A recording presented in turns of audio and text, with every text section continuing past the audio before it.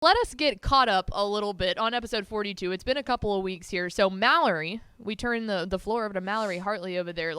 Catch me up on some of the stuff that we missed. Yeah, I went through, not much has gone on, I feel like, significantly, other than like basic recruiting news, but not many significant headlines I feel like have dropped. It's all been commitments. commitments. It's all been like it. recruiting news. So I tried to pull at least one good Power 5, or I guess one FBS college headline, and then one small college headline, couple high school, and then we've got a recruiting headline. Let's go. Try to round it out there cover a little all bit. of it, because we could spend like hours just literally reading through a list of all the people that have committed. And apparently this weekend too, Powers is saying that tomorrow. No, what's today? Thursday? Saturday, July 1st is supposed to be a huge day of commitments. Right. Yeah, it's nuts. Well, and a lot of like coaching changes too, I feel like, that have gone under the radar, but we just like, I can't keep, it's so hard to keep up with all of it. Yeah, so we're I'm just like like, 70 things. Correct. All right. So we'll go ahead and start off with this. It's a little bit, it's some sad news, but we'll start off with this because I feel like this is kind of the real headliner of it all. Texas A&M defensive line coach Terry Price passes away at just 55 years old. Last Friday afternoon, actually, while we were at 7-on-7, I remember looking down at my phone and saw that awful news. He was a former Texas A&M letter winner and current defensive line coach for the Aggies.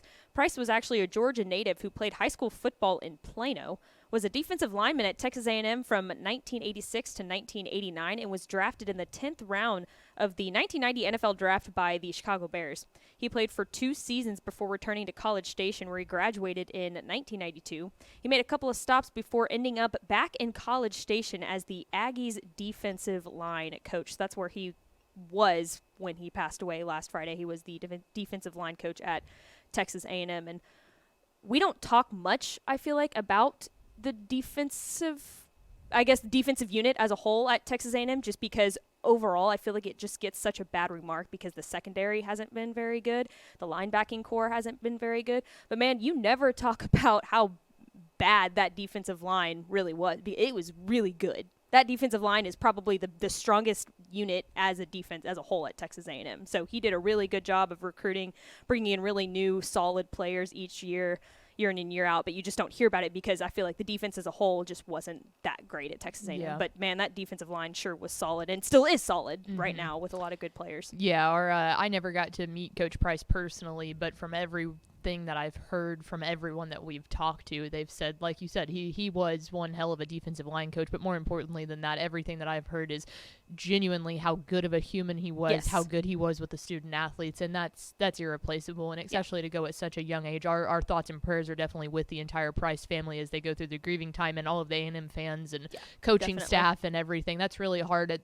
It's hard any time, but it's hard at this point in the season when you're starting to get back together again, and to pass in a tragic, just an unexpected way like that. I think he had been having some health issues, but had kept it under wraps a whole lot. So our hearts and our thoughts are with Coach Terry Price's family and everyone over there at A&M. Right, which says a lot about his character. I mean, he coached all the way up until the end. He died, doing what he loved. So, I mean, it says a lot about his character, for sure. Moving on, sources have confirmed that former American Southwest Conference Commissioner Amy Carlton is joining the Lone Star Conference as an associate commissioner.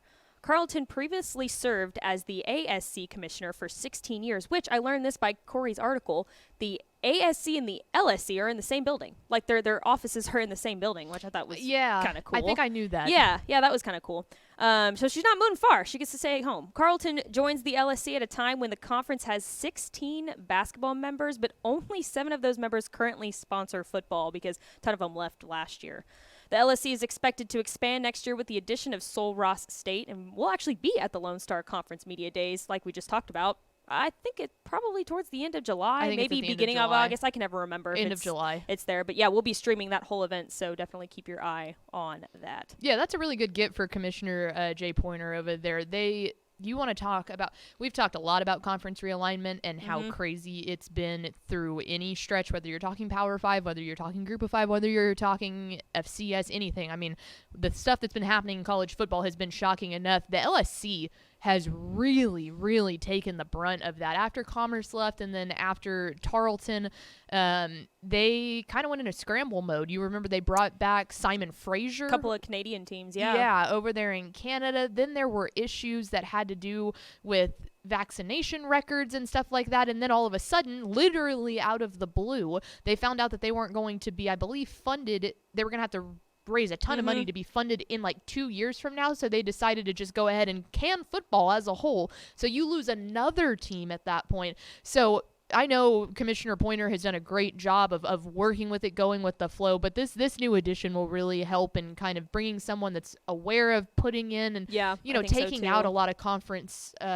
like participants as well. So it'll be interesting to see what they do, but a really good hire there. Yeah, definitely. Let's move down to the ranks here to high school. We'll start off with Sealy ISD named Midland Legacy assistant coach Clint Finley as their next athletic director and head football coach. This happened Wednesday afternoon, replacing Shane Mobley, who left to become the athletic director at Peaster ISD. Finley has had success as both a player and a coach. First as a player where he was an all-state quarterback at Cuero High School and then played from 1996 to 2000 at Nebraska, where he was a 4-year letterman in the secondary. Finley began his his coaching career as an assistant at the Arlington High School. Shout out my Kick 'em Colts there. And landed his first head coaching job at Los Fresnos back in 2010. He made a couple more stops before heading to Midland Legacy as an assistant, and he'll take over a Sealy program that went 7-5 in 2022 and had a playoff berth. Yeah, that's a really good get for them. I like that a lot. I think that he is definitely he's one of those coaches that he really coaches his guys tough. Like, yeah, he is. If you're going to adjust to a scheme, if you're going to be high flying, if you're going to be running the ball, if you're going to be doing that, obviously throughout his entire career with all of those different stops, it's been differing like that. But I think that that's a really good get for Sealy, especially at this point in the year too, to go out there and legitimately convince another coach to leave the program that they were at to do all that. That's really cool. Yeah, definitely. It's a good get for them. Duncanville ISD has named Frisco Memorial head coach Derek Robertson as the district's new athletic director on Monday afternoon.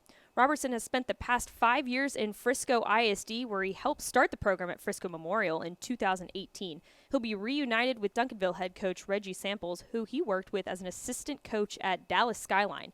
And I believe as of right now, Frisco Memorial, that head coaching job remains open. Mm-hmm. That could change at any possible moment just because this is the coaching hotbed right now for new hires and stuff. But as of right now, I think Frisco Memorial remains open.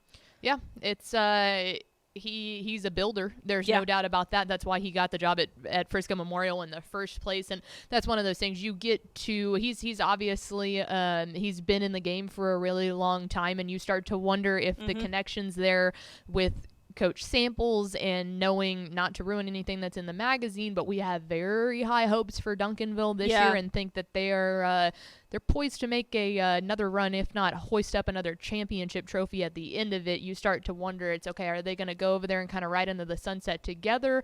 Is it going to be one of those things that maybe this is Reggie Samples last year and then they both kind of tag team and AD roll together or something like that? But it's really cool to see old friends reunite like that, really substantially later on in their career and go build something special, because you want to talk about a good farewell tour for anybody. Oh yeah. You're connecting with an old friend to do it's pretty cool. 1000% right on that.